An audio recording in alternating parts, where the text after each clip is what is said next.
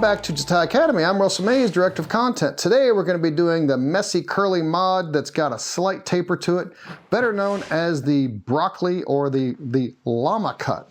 All the kids love this haircut today, so we're going to show you how to make sure you taper in the sides just enough to keep it clean without removing all your length. We're going to show you how to taper in the back real nice, but also more importantly how to blend the bottom to the top where it transitions from straight hair to curly hair without getting a shelf. And we're also going to leave the bangs long enough just to irritate your mom. So let's get started. Starting off with my Jatai Tokyo scissor, it has a long, thin blade so I can cut a lot of hair at one time because the blade's so long, but also because it has a nice clean point on it that I can do a lot of detailing with it where I need to. So I'm going to take my first section at an angle right there at the front of the hairline, and I'm going to pull that slightly forward and angle my fingertips away from the head. So I'm getting longer at the top of the section and tapering it in shorter at the bottom of the section near the hairline. So you'll see my knuckles are planted and my fingertips are actually elevated away from the head as I'm pulling it slightly forward. So what this does is this not only gives me graduation from the hairline as it gets longer up the section, it also graduates it from the front to back. So I'm not only introducing graduation from the bottom to the top, it's graduation from the front to the back. Now I'll just follow this same hairline, the same sectioning that I started at the front hairline all the way down into the nape, into the center of the head. I'll follow that same section, I'll walk my guide back, I'll pull this slightly forward to the previously cut section, and as I get behind the ear, you'll see that it will continue to taper in tighter and tighter at the nape. Now I can only cut it as short as my fingers show. I can't cut it shorter than my fingers holding it in my hand. So this is just giving me a foundational shape that I will go back and fine tune with the clippers to taper it in cleaner down at the nape. Now I'm walking my guide from the front all the way into the center of the back. And the way you walk your guide is you take your first section, you hold it however you want, you add section number 2 to the first section, and you cut section number 2. I remove section number 1, and then I add section number 3, and then so on until I get all the way to the center of the back of the head. Now once I finish this section right here, I'm going to check the lengths and make sure everything is exactly like I want it. After I got the lengths on both sides like I want, I'm going to go back and just make it cleaner around the ear. So I'm not going to taper the sides really tight like I will the back, but this will make the whole shape look super clean just by outlining the ear a little bit. Now I'm going to add a little bit of Jatai Blade Glide.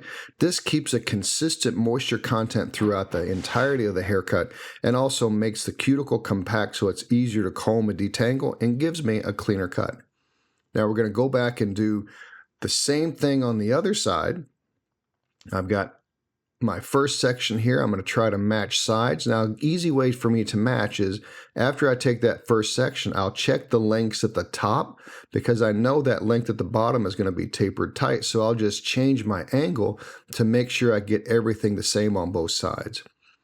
Now I'm going to go through with my clipper and do a little clipper over comb just so that I can make that nape a little bit tighter. I want to make it clean and tight and a little tapered. I'm not going to necessarily go through and fade the whole thing in, though you can if you want to. I just want to taper this in nice and clean. Give us a thumbs up, click subscribe, and the notification bell to be notified of future Jatai Academy content. Now we're just going to continue our clipper over comb so I can taper that in nice and tight. And I'm working from the center over to the ear.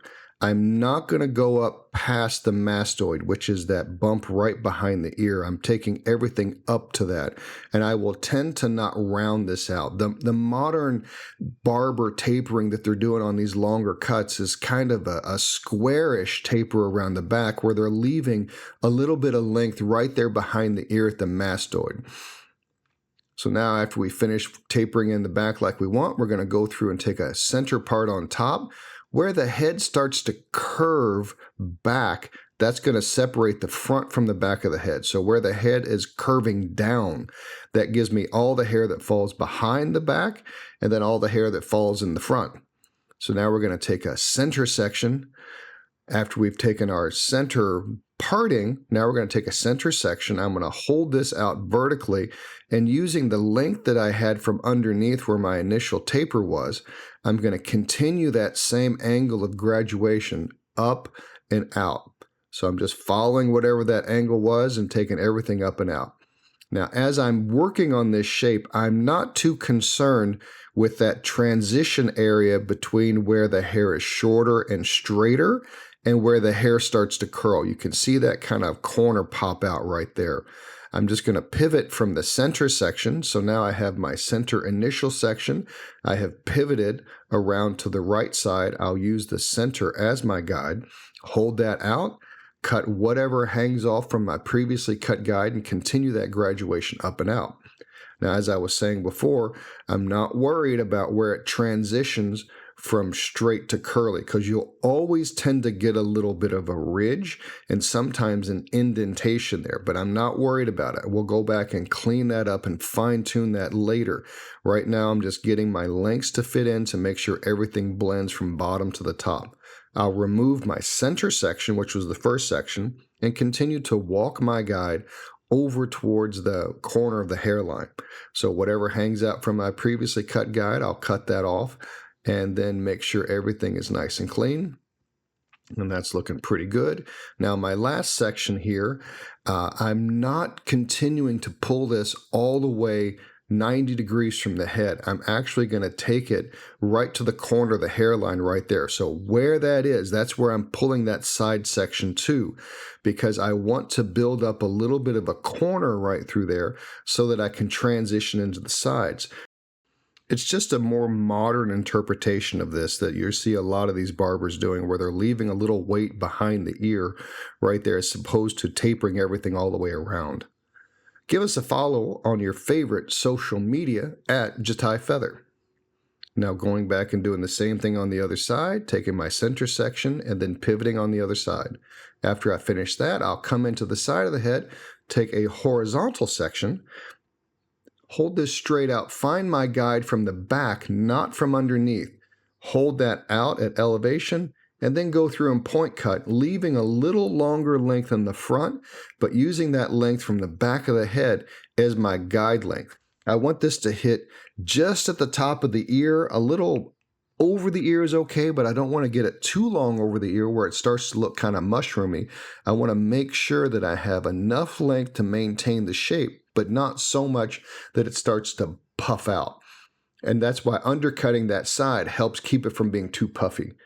The next section, after I've cut the first, I'll follow that and continue to elevate each section a little bit higher as I work up the head. So I'm not pulling it down, I'm pulling it perpendicular to the top of the parting. So wherever the top of the parting is, that's the elevation that I'm holding it up at.